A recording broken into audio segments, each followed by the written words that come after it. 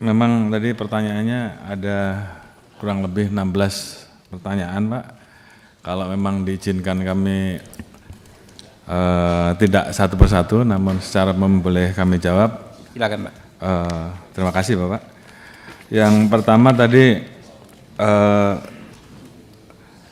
terkait dengan masalah 3 hal yang kami catat, yang menjadi catatan penting. Yang pertama masalah pemberantasan judi online, yang kedua masalah pemberantasan narkoba, kemudian yang ketiga juga terkait dengan masalah mafia tanah dan hal-hal yang terkait dengan mengoptimalkan restoratif justice. Dan juga tadi ada beberapa tambahan yang nanti akan saya jawab. Pertama terkait dengan masalah pemberantasan judi online, Bapak. Jadi mohon izin sesuai dengan apa yang menjadi arahan Bapak Presiden, tentunya saat ini kami berusaha agar masalah judi online ini betul-betul bisa kita berantas. Kami berkoordinasi setiap hari dengan PPATK untuk meminta data, karena memang ada data intelijen yang harus kemudian kita tuangkan menjadi data yang bisa digunakan untuk penyidikan. Oleh karena itu tentunya kami perlu bertemu berkali-kali untuk bisa menyambungkan data itu atau memperjelas data intelijen itu menjadi alat bukti yang bisa kita gunakan untuk penyidikan. Yang jelas, Pak, sesuai dengan apa yang tadi Bapak-bapak dan Ibu-ibu sampaikan bahwa kami tidak berhenti sampai di sini. Memang kami belum mengungkap atau merilis karena memang belum selesai, Pak. Jadi tentunya kalau kami sudah bisa menuntaskan terkait dengan jaringan yang terlibat di dalam judi online, tadi saya sudah sampaikan bahwa kami tidak akan ragu-ragu, Pak, untuk memberantas sampai dari akar sampai paling atas. Bahwa bahkan saya, Pak, kalau saya kedapatan saya menerima judi online, saya besok pagi mundur, Pak.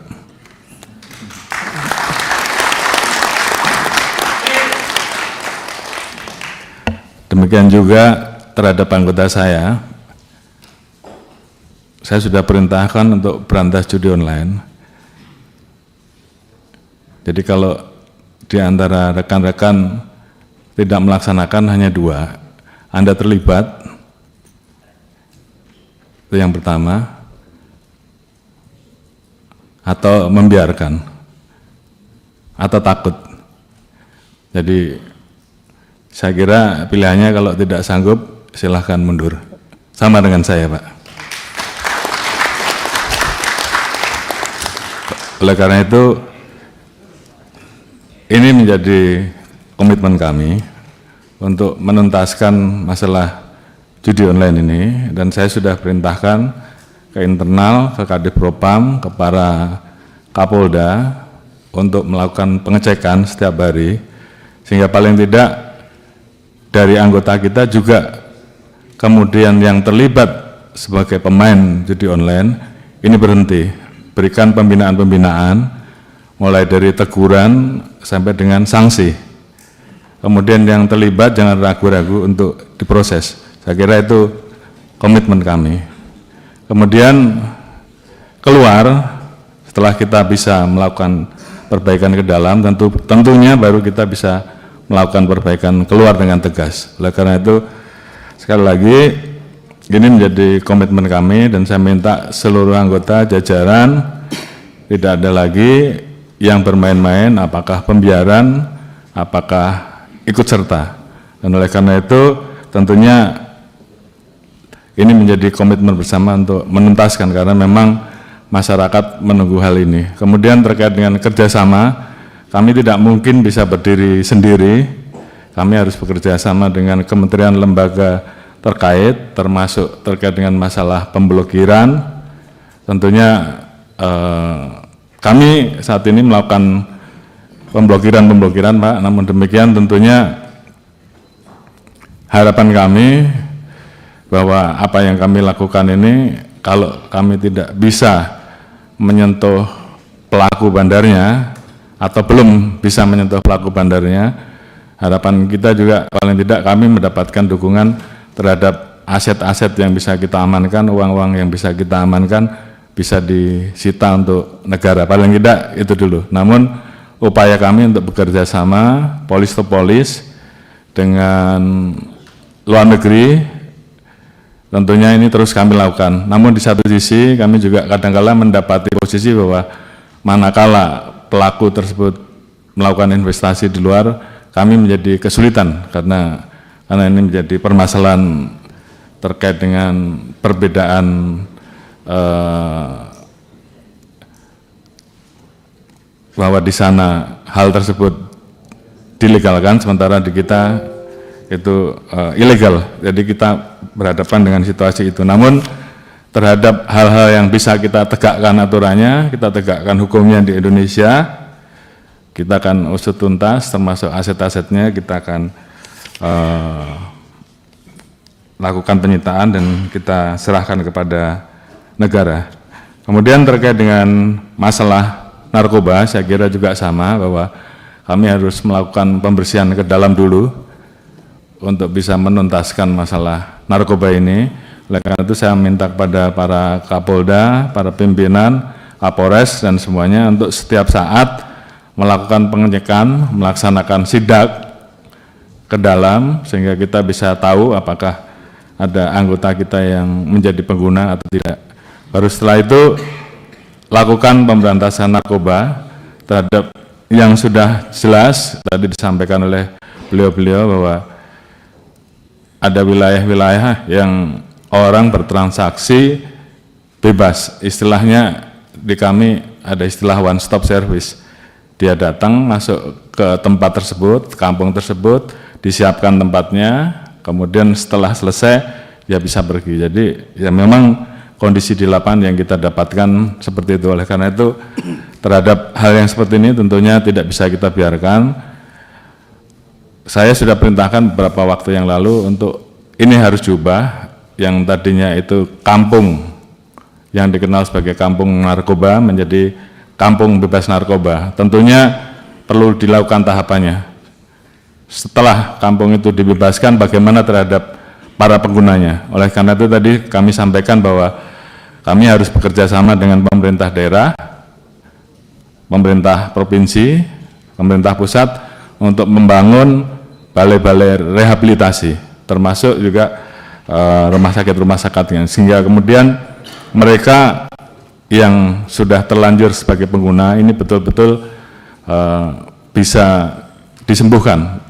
Dengan demikian maka tentunya kecenderungan untuk narkoba itu datang lagi setelah kita sembuhkan masyarakat kita, tentunya itu bisa berkurang. Di satu sisi saya juga perintahkan tentunya bahwa kalau ada anggota kami yang terlibat ya diproses saja, proses tegas. Dan saya kira ini adalah komitmen kita dari awal bahwa terkait dengan hal tersebut, apalagi terkait dengan masalah keterlibatan sebagai pengedar narkoba, ya urusannya hanya dua, dipecat dan dipidanakan, dan itu masih berlaku sampai sekarang.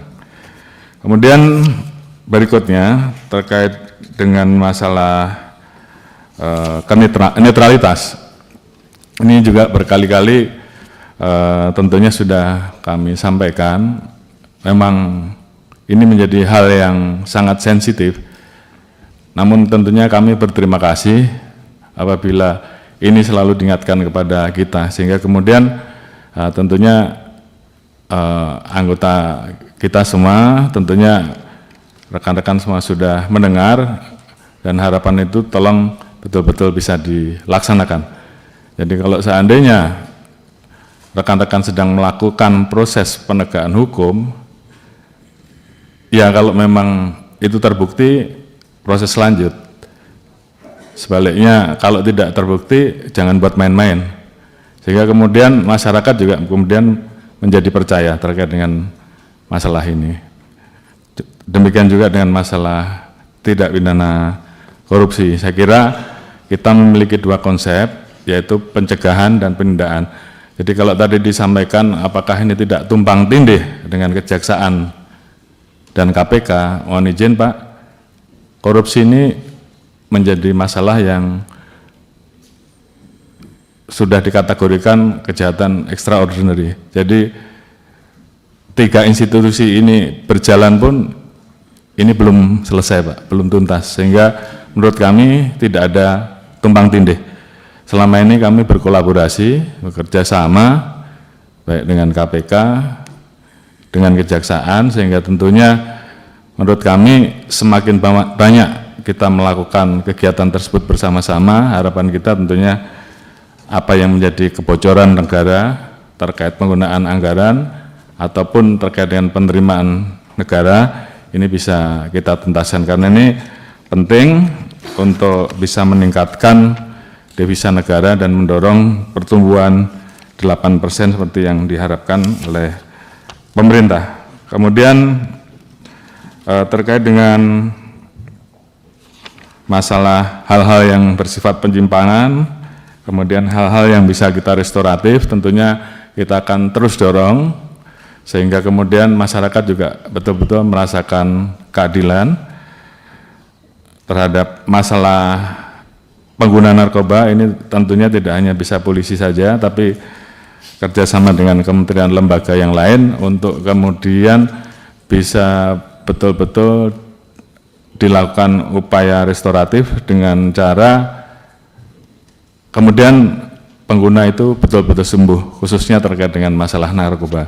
Kecuali hal-hal yang bersifat memenuhi atau menyentuh rasa keadilan, tentunya kami memberikan ruang-ruang untuk restoratif justice sampai dengan tingkat akhir yang bisa kami lakukan. Ini bagian dari upaya kita untuk bisa memberikan sisi rasa keadilan yang diharapkan oleh masyarakat. Kemudian tadi yang disampaikan oleh Pak Beni bahwa pada saat penanganan timah kemudian ada mobilisasi, ini saya jawab Pak.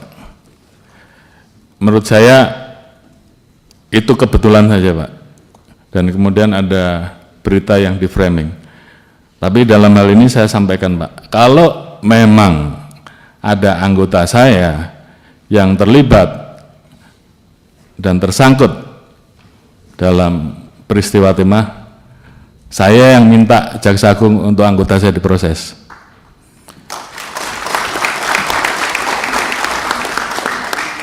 Sebaliknya, kita juga sama-sama berkolaborasi, bekerja sama, sehingga masalah pengelolaan timah tersebut betul-betul ke depan negara jangan dirugikan, jangan dimainkan oleh oknum. Jadi kita juga ikut memantau sehingga penanganan itu ke depan betul-betul bisa tuntas dan negara diuntungkan.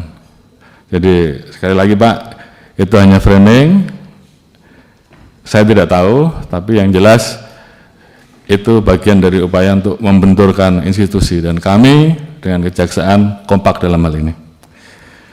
Kemudian terkait dengan beberapa hal terkait dengan masalah pesantren tadi, mungkin nanti secara khusus kami laporkan berapa personel Polri yang kita rekrut dari pesantren. Setahu saya tidak hanya di tingkat Bintara, di tingkat Akpol pun juga ada yang dari pesantren, dan komitmen itu terus berjalan. Rekpro terhadap, mohon izin Pak, penerimaan anggota Polri ini memang tidak ada yang membayar, jadi kalau ada yang membayar tolong dilaporkan. Ada propam, bisa dilaporkan kalau itu oknum. Kalau mau diproses pidana juga nggak apa-apa. Yang jelas kita pengen bahwa yang penting dia bisa lolos dari ujian yang ada. Oleh karena itu tadi kalau kemudian Rekpro untuk orang-orang kecil, orang susah, ya memang kita pengennya kita tidak memandang dari orang lapisan apa, tapi yang paling penting adalah bagaimana kita beri ruang untuk mengabdi di Polri dan bisa melalui tes-tes yang ada. Saya kira ini sudah didengar oleh para Kapolda, silakan untuk melaksanakan bimbingan Rekpro, utamanya yang memang betul-betul ingin masuk polisi sehingga masuknya betul-betul bisa masuk dengan memenuhi syarat, dengan dipersiapkan dengan baik, dan nantinya bisa menjadi anggota-anggota Polri yang bisa melaksanakan tugas dengan baik, dengan benar, karena memang tantangan Polri sangat berat.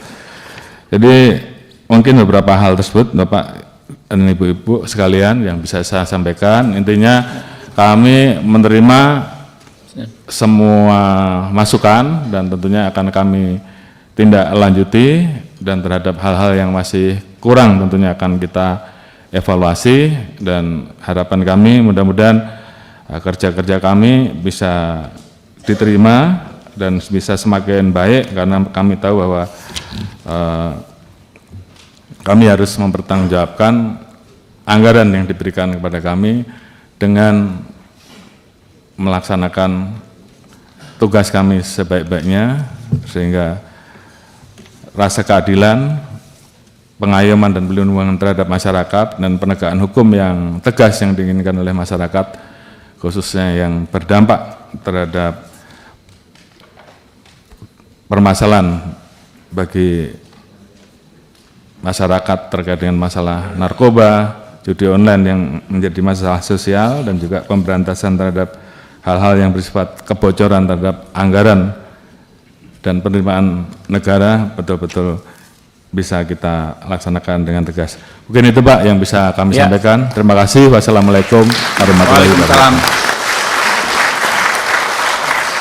Ya, saya informasikan Pak Kapolri bahwa pertanyaan dan dukungan juga datang dari fraksi kehormatan mahasiswa. Ya, tadi ada Oktavia dari Universitas Ibnu Khaldun yang menyampaikan dukungan terkait pemberantasan judi online. Mungkin berikutnya Pak Dede bacakan draft kesimpulan, silakan.